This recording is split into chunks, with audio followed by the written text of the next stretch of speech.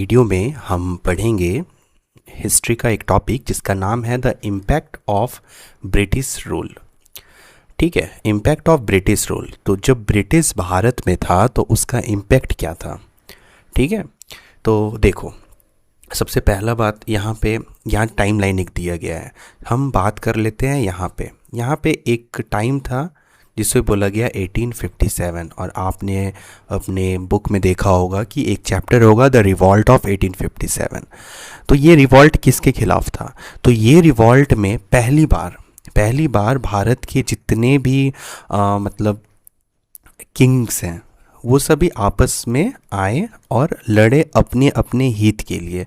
क्या भारत के लिए लड़े थे? नहीं, अपने अपने इंटरेस्ट के लिए लड़े थे। किसी को कुछ चाहिए था, किसी को कुछ चाहिए तो हम ज़्यादा डेप्थ में नहीं जाएंगे इसमें। हम बस यही बताएंगे कि इस वक्त 1857 से पहले जो इंडिया में रूल कर रहा था ना, वो कंपनी रूल था। ठीक है, और इस कंपनी का नाम था British east India company, BEIC। British east India company India में रूल कर रहा था और ये यहाँ पे अपना पॉलिटिकल अधिकार पूरे तरीके से जमा लिया था। पॉलिटिकल अधिकार मतलब होता है कि ये अपने इशारों में सारे किंग्स को, क्वींस को, जिसे मन कर रहा था राजा बना रहा था, जिसे मन कर रहा था मरवा दे रहा था। ऐसा चल रहा था सीन। तो 1857 तक इंडियंस को समझ में आ गया कि भाई हम लोग सब इसके गुलाम हो चुके हैं। ठीक है, तो सब राजा मिल के ये जो ब्रिटिश ईस्ट इंडिया कंपनी है इसको खदेड़ के भगाया। इतना मार मारा था 1857 में कि मतलब जो आप पढ़ेंगे ना तो आपको फील होगा। ठीक है, बहुत मार मारा था। तो यहाँ पे जब ये सब मार खाया और फिर जब यहाँ पे जब बात क्वीन तक पहुँचा और क्वीन एलिजाबेथ, क्वीन विक्टोरिया और एलिजाबेथ, ठीक है, तो क्वीन के पास जब बात पहुँचा तो जो क्वीन है वो बोली कि ठीक है, एक काम करो कि अब जो है इंडिया में ये ब्रिटिश ईस्ट इंडिया का कंपनी का जो रूल था उसको ख़त्म करो, इसको बुलाओ अपने देश, यानी यूनाइटेड किंगडम, इंग्लैंड बुला लो वापस। और अब जो है भारत पे हम अधिकार करेंगे। ठीक है, भारत पे हम अधिकार करेंगे। तो ब्रिटिश ईस्ट इंडिया कंपनी यहाँ से हो गया ख़त्म। और 1857 के बाद जो शुरू हुआ वो था क्वीन का रूल। ठीक है, तो जो क्वीन थी, जब वो बोले कि आप लोग टेंशन मत लीजिए भारतीयों, भाइयों बहनों, हम जो है आपको बहुत अच्छे से आप लोग का ख्याल रखेंगे, आप लोग का हर एक चीज़ को फुलफ़िल करेंगे। तो यहाँ का भी राजा सब यही सोचा कि यार चलो, मतलब कि इंग्लैंड की महारानी बोल रही है तो गलत थोड़ी बोलेगी। ठीक है, कुछ सोच समझ के ही ना बोलेगी। तो यहाँ पे जो है रिवॉल्ट वो सप्रेस हो गया। ठीक है, तो उसके बाद का क्या सीन था, उसके बाद का सीन जो है वो थोड़ा मोड़ा डिस्कस करेंगे। फिर हम लोग इस चैप्टर में ये इजारदारी सिस्टम, परमानेंट सेटलमेंट और जो भी चीज़ें रैयतवाड़ी, महालवाड़ी, ये सब का, ये ऊट डिस्पैच, ड्रेन ऑफ वेल्थ, ठीक है, ये सभी चीज़ को एक एक करके पढ़ेंगे और चीज़ों को समझने की कोशिश करेंगे। ओके, तो द क्वींस प्रोक्लेमेशन ऑफ 1857 यानी 1850 या 1858 है। ठीक है, 1857 में बहुत भयंकर युद्ध हुआ था भारत में। और उस बहुत भयानक युद्ध में जो भारत के राजा थे, सभी राजा मिले थे और अपने इंटरेस्ट के लिए ब्रिटिशर को बहुत मार मारा था। ब्रिटिशर यानी ब्रिटिश ईस्ट इंडिया कंपनी को। उसके बाद महारानी बोली कि यार तुम लोग रिलैक्स करो, हम रूल करेंगे, तुम लोग को कोई दिक्कत ही होने नहीं देंगे। ठीक है, तो उसी को बोला जाता है क्वींस प्रोक्लामेशन ऑफ 1858। प्रॉमिस्ड किया progress and welfare of Indians, कि हम तुम लोग को प्रोग्रेस करेंगे और तुम्हारा देख रेख करेंगे। However British policies mainly served their own industrial and commercial interest. लेकिन कोई आपका वेलफेयर यानी देख रेख और आपका बरकत, प्रोग्रेस क्यों चाहेगा आपके माता पिता को छोड़ के? अगर आपका प्रोग्रेस और वेलफेयर चाहता है तो उसके बदले में उसका कुछ पर्सनल इंटरेस्ट होता है। ठीक है, ये रियलिटी ऑफ लाइफ है कि कोई अगर आपका कोई मदद कर रहा है बिना मांगे, तो इसका मतलब ये है कि इसमें जो मदद कर रहा है आपका, उसमें उसका इंटरेस्ट है। Got it? तो यहाँ क्वीन बोली कि आप लोग टेंशन मत लो इंडियंस, हम क्या करेंगे, आप लोग का देख रेख करेंगे और आप लोग के प्रोग्रेस पे ध्यान देंगे। तो वही बात है कि कोई क्यों ही करेगा। तो वही बात यहाँ आगे फिर लिखा गया है कि however British policies mainly served their own industrial and commercial interest, मतलब अपना इंटरेस्ट होता है भाई, कोई क्यों ही किसी का मदद करेगा। ठीक है। एम्फोसिस ऑन कैश क्रॉप, आप लोग जब बच्चे होंगे क्लास 5 6 या 3 4 5 में पढ़ते होंगे तो आप लोग को सिखाया जाता होगा ना कि कैश क्रॉप क्या होता है, coffee, sugar, these are cash crop. और वीट, राइस, ये सब क्या है, फूड क्रॉप्स, मतलब अनाज। लेकिन जैसा नाम में ही है कैश, कैश का मतलब क्या होता है, पैसा, कि ऐसा फसल लगाओ जिससे कि पेट भरे या ना भरे मतलब नहीं है, लेकिन पैसा आना चाहिए। तो emphasis on cash crop like cotton and Indigo, Indigo का मतलब होता है नील, रिप्लेस्ड फूड ग्रेन्स, यानी अनाज को हटाओ और कॉटन लगाओ, इंडिगो लगाओ। और दिक्कत ये है ना ये इंडिगो की, एक बार जब ये ज़मीन पे लग जाता है ना तो ये ज़मीन को फर्टिलिटी को खो देता है। मतलब अगर कोई फर्टाइल लैंड है, उपजाऊ ज़मीन है, उसमें अगर आप नील का खेती कर देंगे तो वो ज़मीन का जो फर्टिलिटी है वो ख़त्म हो जाता है। तो दिक्कत ये था। So emphasis on the cash crop like cotton and indigo replaced food grains, यानी अनाज वाले चीज़ को हटा दिया, which destroyed the self sufficient village economy.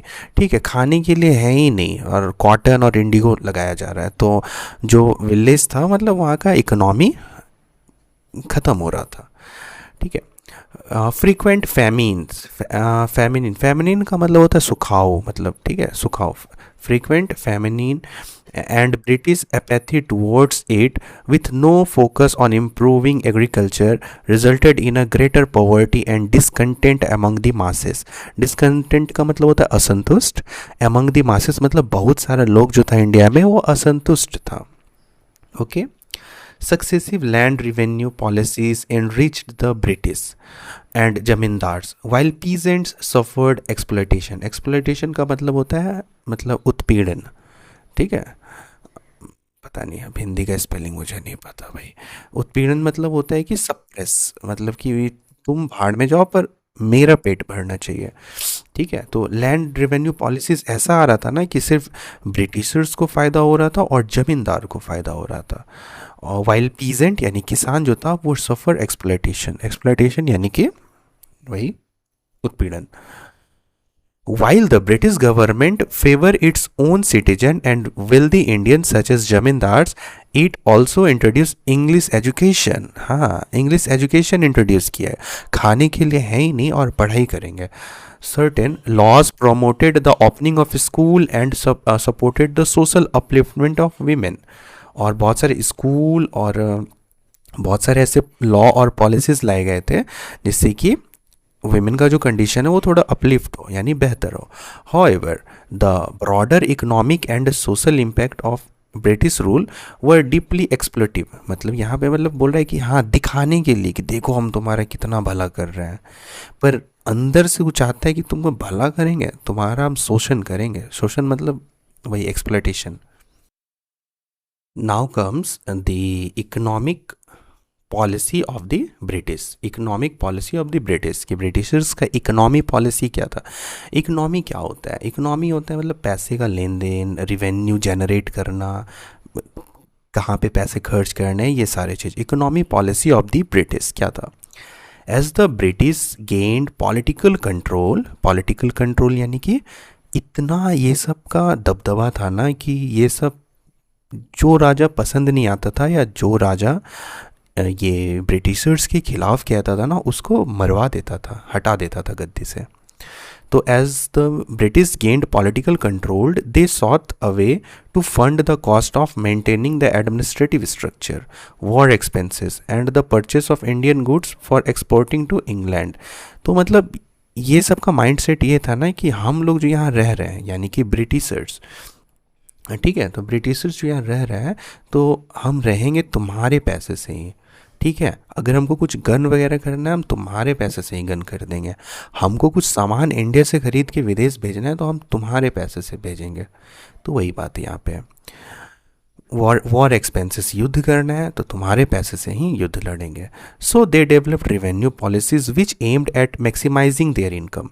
तो फिर वो सबका माइंड में यही था ना कि इतना इतना जब इंडिया से पैसा लेके हम लोग यूज़ करेंगे तो पैसा आना भी तो चाहिए हमारे पास, तो वही पढ़ना है कि कैसे आया।